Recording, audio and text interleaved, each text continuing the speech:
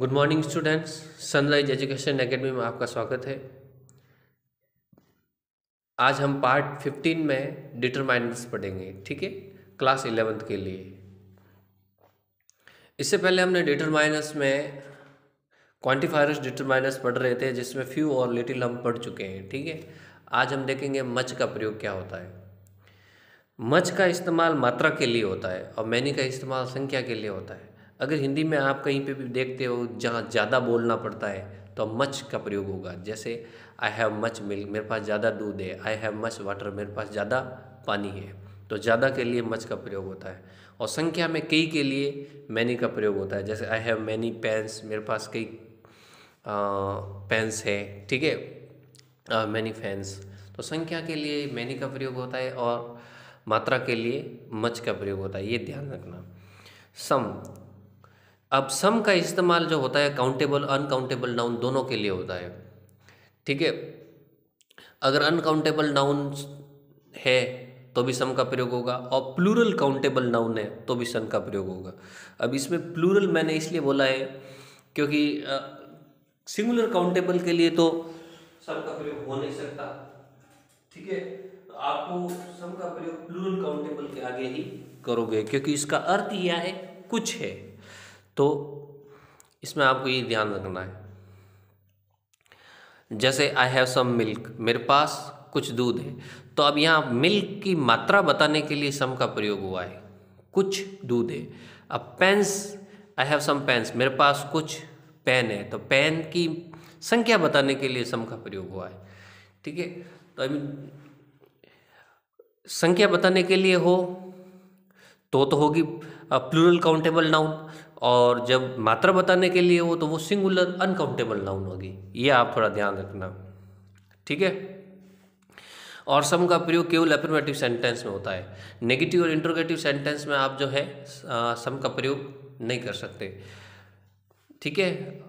केवल affirmative sentence में हम सम का प्रयोग करेंगे और नेगेटिव और इंटरोगेटिव सेंटेंस में हम एनी का प्रयोग करेंगे, ठीक है। तो अब एनी देखते हैं। कोई के अर्थ में संख्या बताने के लिए काउंटेबल नाउन से पहले व मात्रा बताने के लिए अनकाउंटेबल नाउन से पहले एनी का प्रयोग होता है, ठीक है। जैसे for example I have not any milk, मेरे पास कोई दूध नहीं है, ठीक है। तो अब इन दोनों में अंतर देखते हैं बेटा। मैंने आपको बताया है सम का प्रयोग जो है दोनों नाउन से पहले होता है, काउंटेबल नाउन से पहले होता है, अनकाउंटेबल नाउन से पहले भी होता है, ठीक है।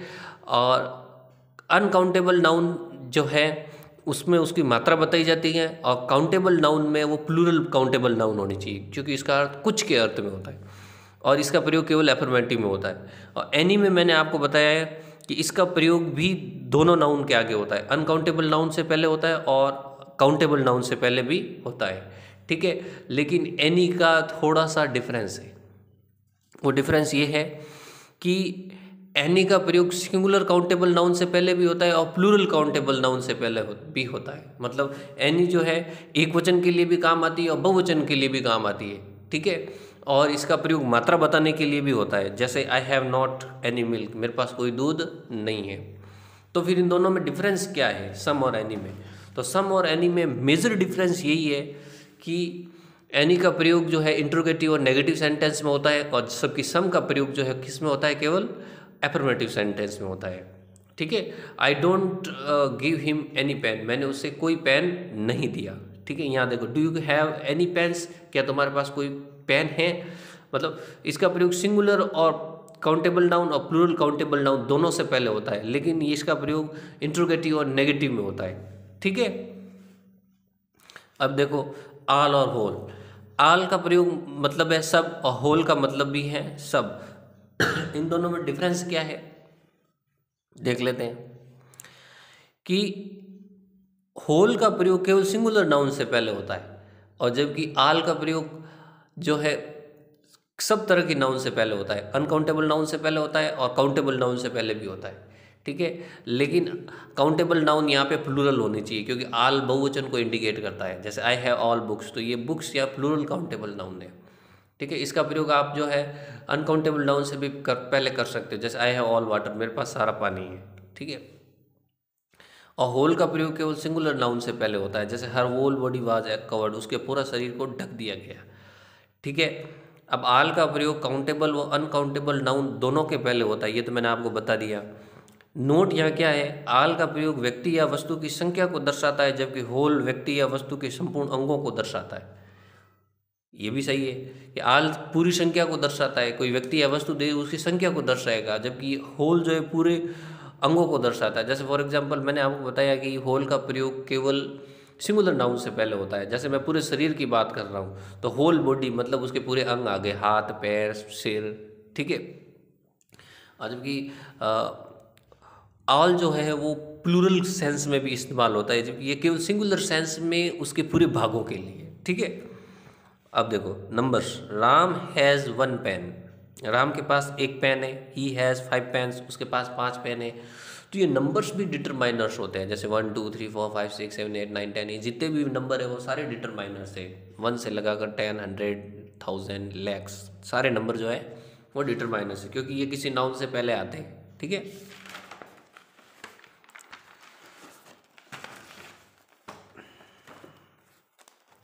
डिस्ट्रीब्यूटिव्स, डिस्ट्रीब्यूटिव्स में देखो आइदर, दो में से एक, कोई भी चीज़ आपको दो में से एक बतानी है तो आइदर का इस्तेमाल करना है। जैसे आइदर बुक इज़ रेड, इन दोनों किताबों में से एक किताब जो है लाल है। ठीक है। नाइदर, दोनों में से एक भी नहीं, कि दोनों में से एक भी चीज़ है जो हम चाहते हैं वो नहीं है तो वो नाइदर है। जैसे नाइदर पेन इज़ रेड, इन दोनों पेन में से कोई भी पेन जो है लाल नहीं है। तो दो में से एक बताना हो तो आइदर, और दोनों में से एक भी नहीं तो नाइदर। अब ईच और एवरी, ये भी बहुत ही समझने वाली चीज़ है। मैंने भी इसको बहुत ही लेट समझा था कि ईच और एवरी में फ़र्क क्या होता है। ईच और एवरी एक्चुअल में दोनों एक ही वर्ड है, दोनों का मतलब होता है प्रत्येक, लेकिन फ़र्क ये है कि जब दो व्यक्तियों और वस्तुओं में प्रत्येक कहना है तो ईच आता है। ठीक है। दो व्यक्तियों या वस्तुओं में, और सभी व्यक्तियों या वस्तुओं में प्रत्येक कहना है तो एवरी आता है। जैसे क्लास में सब स्टूडेंट बैठे हुए हैं तो आपको कहना है एवरी स्टूडेंट कहोगे, ईच स्टूडेंट नहीं कहोगे, क्योंकि दो बच्चे थोड़ी बैठे हैं। दो पेन में से एक पेन आपका है तो आप ईच कहोगे, एवरी नहीं कहोगे। Each pen belong to me. ठीक है। तो इसमें नोट लगा के मैंने बता दिया है कि दो व्यक्तियों में या वस्तुओं में, दो व्यक्तियों या वस्तुओं में प्रत्येक के बोध के लिए एवरी का प्रयोग नहीं होता है, ईच का प्रयोग होता है। अब डिफरेंस वर्ड, इसका प्रयोग दूसरा के लिए होता है।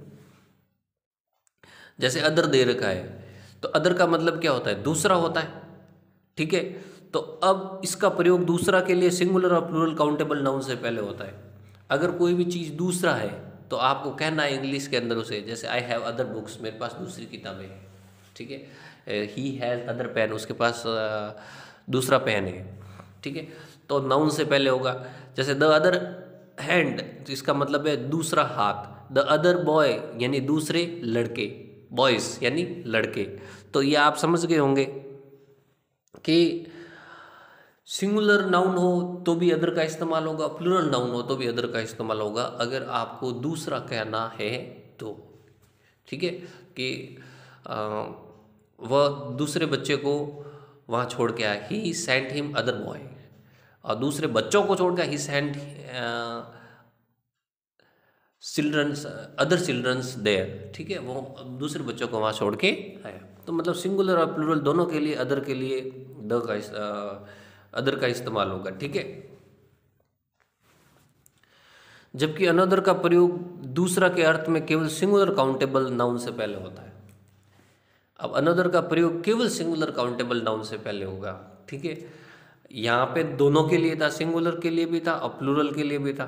अनदर का प्रयोग सिंगुलर के लिए है, प्लूरल के लिए नहीं है, ये याद रखना। जैसे another book, do you have another book, क्या तुम्हारे पास दूसरी किताब है। Do you have another pen, क्या तुम्हारे पास दूसरा पेन है। ये तो ये आप समझ गए होंगे कि अनदर का प्रयोग केवल एक के लिए होता है और अदर का प्रयोग एक वचन बहुवचन दोनों के लिए होता है। Predeterminers, she is such a beautiful women. Such, यहाँ प्री डिटरमाइनर्स मैंने 4 शो किए, सच, वाट, क्वाइट, रादर।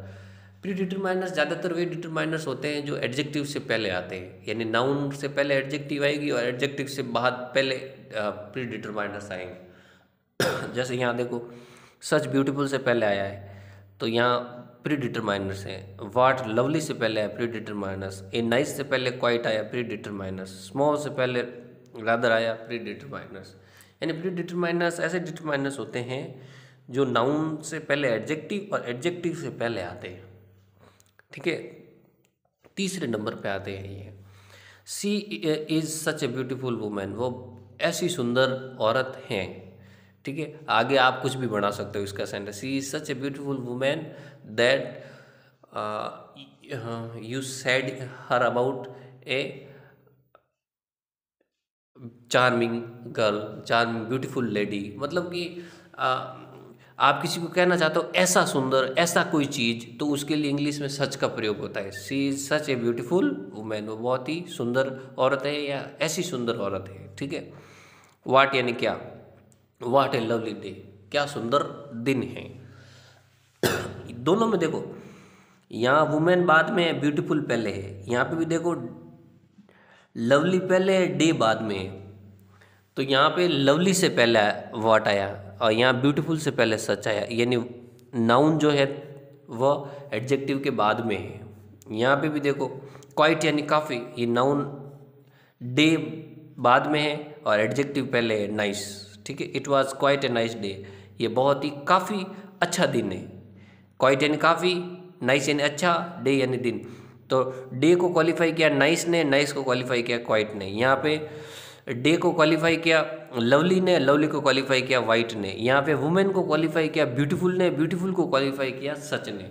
मतलब कि प्री डिटरमाइनर्स एडजेक्टिव से पहले आते हैं, डायरेक्ट नाउन से पहले नहीं आते। रादर अधिक उचित रूप से, it is rather A small car, यह अधिक उचित रूप से छोटी कार है। ठीक है, तो स्मॉल यहाँ एडजेक्टिव है और कार या नाउन है, तो इससे पहले रादर आया, तो इसे बताएं अधिक उचित रूप से ये छोटी कार है। अब एग्जाम में कैसे सवाल आते हैं वो थोड़े देख लेते हैं। ठीक है,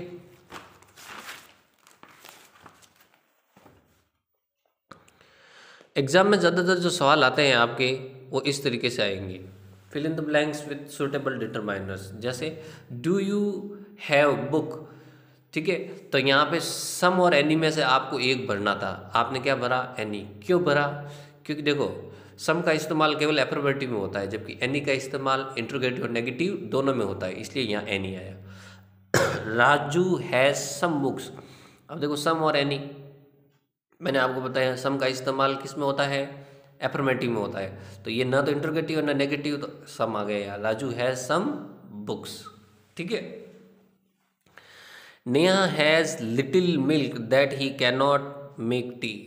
नेहा के पास थोड़ा दूध है कि वो चाय नहीं बना सकती। तो देखो ए लिटिल, द लिटिल और लिटिल, इनमें से लिटिल क्यों आया, तो वो भी समझने लायक चीज़ है कि लिटिल क्यों आया। देखो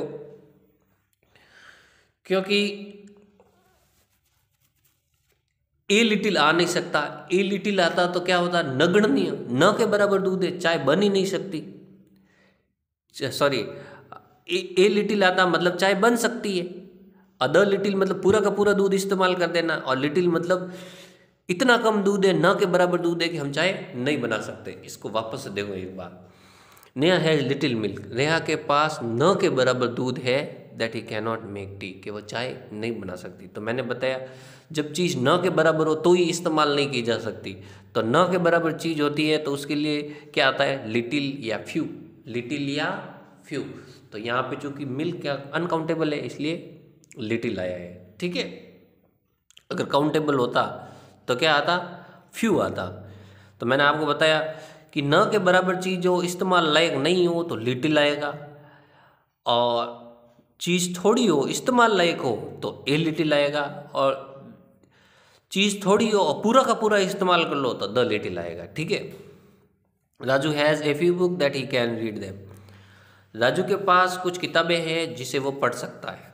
अब देखो यहाँ पे मैंने ए फ्यू क्यों करा, कि फ्यू तो आ ही नहीं सकता, अगर न के बराबर किताबें होती तो वो पढ़ता कैसे, उनको पढ़ ही नहीं पाता।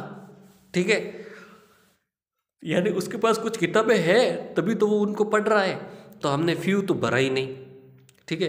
ए फ्यू हुआ, द फ्यू बचा, तो इसमें ए फ्यू आएगा, कारण द फ्यू होता तो पूरा का पूरा इस्तेमाल करना पड़ता, लेकिन हमें ए फ्यू इसलिए भरा क्योंकि थोड़ी बहुत किताबें हैं जिसको राजू क्या है पढ़ रहा है, ठीक है। न के बराबर तो है नहीं, थोड़ी बहुत है जो पढ़ रहा है, और अगर पूरी की पूरी पढ़ लेता तो उसके आगे द फ्यू आता, ठीक है। Neha has much milk, Neha के पास नेहा के पास ज़्यादा दूध है, नेहा हैज़ मच मिल्क। तो मच और मैनी में से मच क्यों आया, क्योंकि देखो मैनी जो है काउंटेबल के आगे आता है और मच अनकाउंटेबल के आगे, तो यहाँ मिल्क अनकाउंटेबल है इसलिए मच आया, मैनी नहीं आएगा, ठीक है। ज़्यादा कह रहा तुम्हें। राम सा a man, the man was an honest person. Ram ने एक आदमी को देखा, वह आदमी एक ईमानदार व्यक्ति था। अब देखो यहाँ ध्यान गौर करने वाली बात, ए मैन क्या है, एक कॉमन नाउन है, और कॉमन नाउन का जब वाक्य में दोबारा इस्तेमाल होता है तब हमेशा क्या किसका प्रयोग होता है, द का। जैसे यहाँ कॉमन नाउन है मैन, तो इसका दोबारा इस्तेमाल हुआ इसलिए यहाँ द मैन आ गया। पहले बार ए आएगा, ए और एन आएगा, कॉमन नाउन का पहली बार इस्तेमाल होने पे क्या आता है, ए और एन, और अगर उसका दोबारा इस्तेमाल हो तो क्या आता है, द आता है, ठीक है। राजू हैज़ ऑल पेन्स, राजू के पास सारे पेन है। यहाँ होल क्यों नहीं आया, कि होल का इस्तेमाल सिंगुलर नाउन के लिए होता है और प्लूरल नाउन के लिए ऑल का इस्तेमाल होता है, ठीक है। Do you know other students, क्या तुम दूसरे विद्यार्थियों को जानते हो। अनदर और अदर में से अदर क्यों आया, क्योंकि अदर का इस्तेमाल कहाँ होता है, सिंगुलर और प्लूरल काउंटेबल नाउन दोनों के लिए होता है, जबकि अनदर का सिंगुलर के लिए होता है, इसलिए यहाँ अदर आया, ठीक है। आई नो एन MLA, यहाँ ए क्यों नहीं आया, क्योंकि एम यहाँ पे ववल साउंड है, MLA यानी एम ववल साउंड है इसलिए एन आया। यहाँ यूनिवर्सिटी में यू कॉन्सोनेंट साउंड है, अ से ग तक जो साउंड होते हैं वो सारे क्या होते हैं, कॉन्सोनेंट साउंड होते हैं, यूनिवर्सिटी, इसलिए यहाँ ए आया। Kalidas was the Shakespeare of India, Kalidas जो था वो भारत का शेक्सपियर था, तो बिल्कुल सत्य है। जब भी किसी प्रॉपर नाउन की तुलना दूसरे प्रॉपर नाउन से की जाए तो दूसरी वाली प्रॉपर नाउन से पहले द आता है, तो यहाँ पे कालिदास की तुलना शेक्सपियर से की जा रही है, इसलिए दूसरी वाली नाउन से पहले क्या आ गया, द आ गया। तो एग्जाम में जनरली जो सवाल पूछे जाते हैं वो इसी टर्म से पूछे जाते हैं, ठीक है। तो आपको इसमें सारे डिटरमाइनर्स एक बार देख लेने हैं कि कौन सा डिटरमाइनर्स कहाँ यूज़ होता है, कैसे यूज़ होता है, ठीक है। मोस्ट इम्पोर्टेंट डिटरमाइनर्स जो है जो एग्जाम में आ सकते हैं वो मैं आपको बता देता हूँ। मोस्ट इम्पोर्टेंट डिटरमाइनर्स जो एग्जाम में आ सकते हैं वो है डेफिनाइट आर्टिकल, ये इनडेफिनाइट और डेफिनाइट आर्टिकल है, ये एग्जाम में आ सकता है। वो पूछ सकता है कि ए भरना है, एन भरना है, द भरना है, ए एन द का प्रयोग ये आ सकता है, ये इम्पोर्टेंट है, ठीक है, ये भी इम्पोर्टेंट है आर्टिकल। और जो सबसे इम्पोर्टेंट आर्टिकल है वो है क्वांटिफायर्स, ये एग्जाम में पूछे जा सकते हैं, तो इनको तो अच्छे से तैयार करना है आपको, ठीक है। और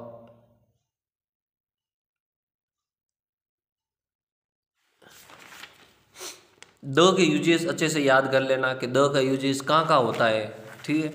तो द का यूज अगर अच्छे से याद होगा तो एग्जाम में खाली जगह भरने में आपको प्रॉब्लम नहीं आएगी, ठीक है। और डेमोन्स्ट्रेटिव आर्टिकल, डेमोन्स्ट्रेटिव डिटरमाइनर्स में मैंने एक चीज़ आप बताना भूल गया था, वो देख लो। सेम है ना, वो भी डेमोन्स्ट्रेटिव डिटरमाइनर्स है। जैसे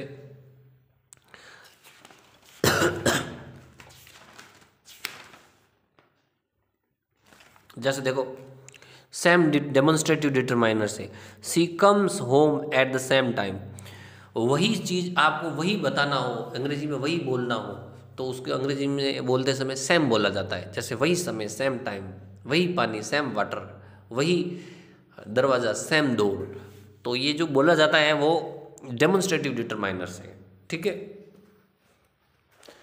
और little, a little, the little, few, a few, the few, ये एग्जाम में 100% इनसे सवाल आता है, तो ये ध्यान रखना। लिटिल का मतलब ना के बराबर इस्तेमाल नहीं हो सकती, ए लिटिल यानी थोड़ी लेकिन इस्तेमाल हो सकती है, और द लिटिल मतलब थोड़ी और पूरी पूरी इस्तेमाल कर दिया तो द लिटिल का प्रयोग होता है, ठीक है। और ये कुछ प्री डिटरमाइनर्स है जो एडजेक्टिव से पहले आते हैं, ये आपको ध्यान रखना है। ब्यूटीफुल से पहले एडजेक्टिव पहले आएगा और बाद में ये प्री डिटरमाइनर्स आएंगे। तो इनको प्री डिटरमाइनर्स इसलिए बोलते हैं क्योंकि ये एडजेक्टिव से पहले आते हैं, लेकिन करते ये नाउन को क्लेरिफाई है और उसको निर्धारित करते हैं। ठीक है, इसी के साथ आपके डिटरमाइनर्स का टॉपिक होता है कंप्लीट। आगे से हम पढ़ेंगे, लेसन पढ़ेंगे किताब में से। ठीक है।